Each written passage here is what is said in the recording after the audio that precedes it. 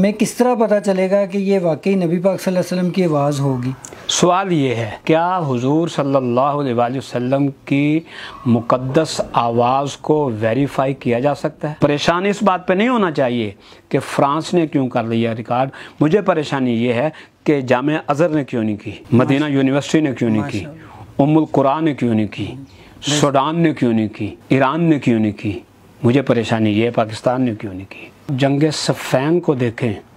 تو جنگ صفین سیدنا علی کرم اللہ وجہہ نے جب وہاں سے واپس آ رہے ہیں تو آپ نے فرمایا کہ یہاں میرا حسین اپنے خاندان سمیت آئے گا، میں آج ان فضاؤں میں اپنی آواز چھوڑ کے جا رہا ہوں تو یہ فضائیں اس بات کی پابند ہوں گی کہ میرے حسین کو میری بات بتائیں۔ میرا یہ ایمان ہے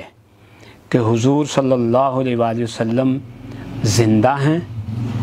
حیات ہیں۔ میں بذات خود ایسے لوگوں سے مل چکا ہوں جو حضور صلی اللہ علیہ وسلم کی آواز آج بھی سنتے ہیں۔ امام جلال الدین سیوطی رحمۃ اللہ علیہ کا حوالہ بھی دینا چاہوں گا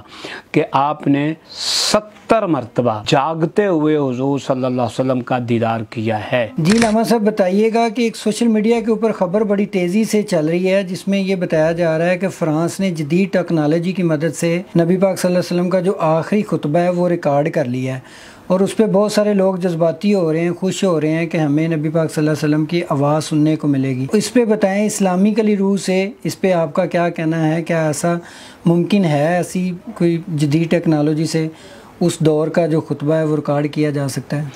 بسم اللہ الرحمن الرحیم، الحمدللہ رب العالمین والصلاة والسلام علی سیدنا و سید الانبیاء والمرسلین وعلی آلہ وصحبہ اجمعین، اما بعد، بسم اللہ الرحمن الرحیم۔ بہت شکریہ جی، آپ نے مجھے اس موضوع پہ بولنے کے لیے موقع دیا۔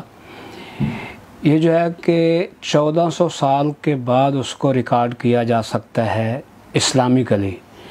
یہ بات تو ٹیکنالوجی کی ہے، اسلام تو اس کو ڈینائی نہیں کرتا۔ اگر آپ جنگ صفین کو دیکھیں تو جنگ صفین سیدنا علی کرم اللہ وجہہ نے جب وہاں سے واپس آ رہے ہیں، نہر فرات کے کنارے، آج کل وہ موضوع بھی شروع ہونے والا ہے کربلا کا، نہر فرات کے کنارے آتے ہیں تو آ کے لوگوں سے پوچھتے ہیں، لوگوں یہ نہر کون سی ہے؟ بتایا گیا فرات ہے۔ یہ میدان کون سا ہے؟ کہا کرب و بلا ہے، تو کہا رک جاؤ۔ لوگ رک گئے تو فرمایا، وہاں کھڑے ہو کے آپ نے ایک جملہ فرمایا، اصبر یا ابا عبداللہ الحسین علی شطر الفرات، ابو عبداللہ حسین فرات کے کنارے صبر سے کام لینا۔ جتنے آڈینس سے وہ پریشان ہو گئی، جی جناب یہ کیا کہہ رہے ہیں آپ؟ نہ تو یہاں کوئی جنگ ہے، نہ حسین آپ کے ساتھ ہیں، حسین تو بھی بچے ہیں، تو یہ آپ کیا کہہ رہے ہیں؟ تو آپ نے فرمایا کہ سن 61 ہجری کے آغاز میں یہاں میرا حسین اپنے خاندان سمیت آئے گا،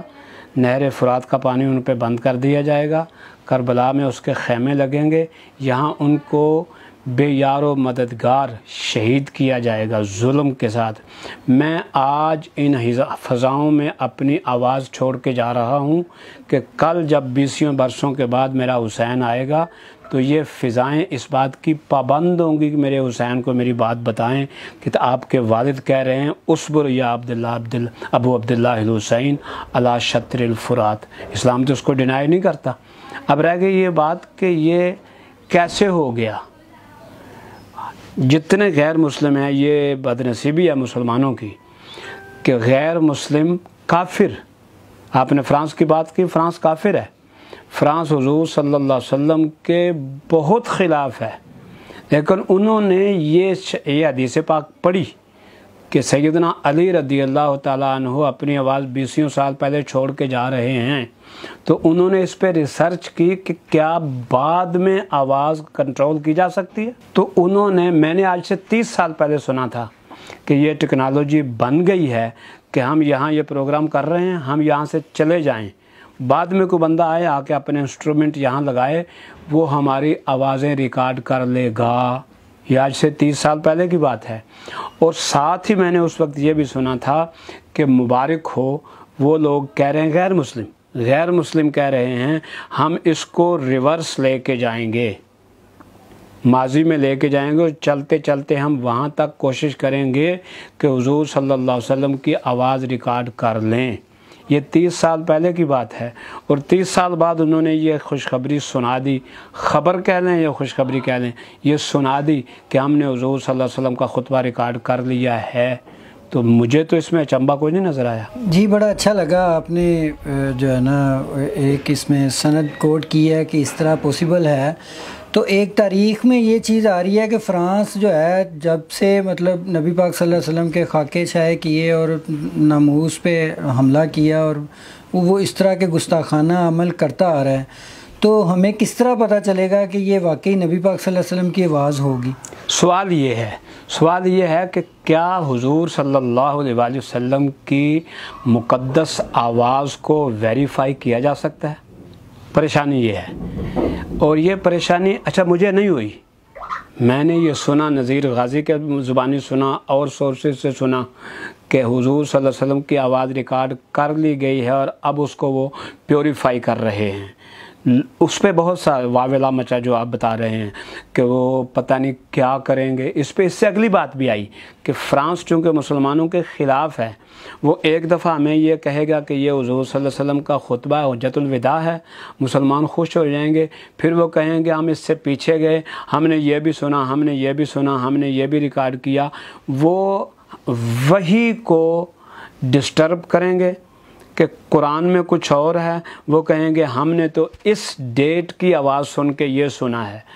بخاری میں کچھ اور ہے، وہ کہیں گے اس ڈیٹ کی آواز میں ہم نے یہ سنا ہے، مسلم میں کچھ اور ہے، وہ کہیں گے ابو ہریرہ کی آپ بات کرتے ہیں، ابو ہریرہ کی ہم نے آواز ریکارڈ کر لی ہے، وہ تو یہ کہہ رہے ہیں، وہ ہمارے سارے بیس کو ہلا کر رکھ دیں گے۔ اصل پریشانی یہ ہے ہمارے لوگوں کو، لیکن یہ پریشانی مجھے نہیں ہوئی۔ اب آپ کا سوال بنے گا کہ مجھے پریشانی کیوں نہیں ہوئی؟ میں اس فیلڈ کا یا اس کیٹیگری کا بندہ ہوں کہ میرا یہ ایمان ہے کہ حضور صلی اللہ علیہ وآلہ وسلم زندہ ہیں، حیات ہیں، آج بھی ان کی کچہری ان کے اپنے سٹیٹس کے مطابق وہ کچہری لگتی ہے، لوگ ان کی کچہری میں بیٹھتے ہیں، ان کی آواز سنتے ہیں۔ میں بذات خود ایسے لوگوں سے مل چکا ہوں جو حضور صلی اللہ علیہ وسلم کی آواز آج بھی سنتے ہیں۔ وہ مقدس آواز اگر ریکارڈ کر لی گئی ہے واقعی، تو مجھے اس میں کوئی پریشانی نہیں ہے، میری بات کوئی مانے یا نہ مانے، مجھے اس میں فی نفسے بذات خود مجھے کوئی پریشانی نہیں کہ اس کی ویریفیکیشن ہو سکے گی کہ نہیں۔ ہمارے پاس اس وقت دنیا میں 20 لوگ موجود ہیں جو سرکار کائنات صلی اللہ علیہ وسلم کی آج بھی کچہری میں بیٹھتے ہیں اور آپ کی آواز سنتے ہیں۔ اس کی پیوریفیکیشن، اس کی یہ ویریفیکیشن یہ مسئلہ نہیں ہے۔ ہاں، عوام الناس کے لیے مسئلہ ضرور ہے۔ عوام الناس کو جب اتنے ہائی لیول پر جا کر بتا دیا جائے گا اور اس کی پیوریفیکیشن کر دی جائے گی، تو جو ہمارے وہ لوگ ہیں جو روحانیت کو چلاتے ہیں وہ ہمیں کلیریفیکیشن دے دیں گے کہ یہ سرکار کائنات کی مبارک آواز ہے یا نہیں ہے۔ اس پہ میں امام جلال الدین سیوطی رحمۃ اللہ علیہ کا حوالہ بھی دینا چاہوں گا کہ آپ نے 70 مرتبہ، بعض نے 72 مرتبہ کہا ہے، بعض نے 70 مرتبہ کہا ہے، جاگتے ہوئے حضور صلی اللہ علیہ وسلم کا دیدار کیا ہے۔ جب ان سے پوچھا گیا کیسے، تو وہ فرماتے ہیں کہ میں جب حدیث پاک پڑھا رہا ہوتا تھا تو کوئی حدیث سامنے ایسی آ جاتی تھی کہ مجھے وہاں کنفرمیشن نہیں ہوتی تھی کہ یہ حدیث سرکار کائنات صلی اللہ علیہ وسلم کی ہے یا نہیں ہے، تو میں مراقبہ نہیں کرتا تھا، میں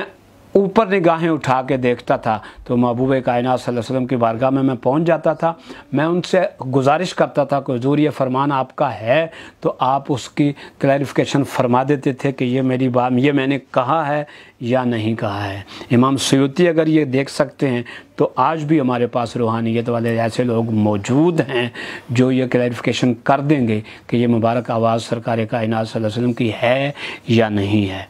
پریشانی اس بات پہ نہیں ہونا چاہیے کہ فرانس نے کیوں کر لیا ریکارڈ، مجھے پریشانی یہ ہے کہ جامعہ ازہر نے کیوں نہیں کی، مدینہ یونیورسٹی نے کیوں نہیں کی، ام القرآن نے کیوں نہیں کی، سوڈان نے کیوں نہیں کی، ایران نے کیوں نہیں کی، مجھے پریشانی یہ ہے پاکستان نے کیوں نہیں کی۔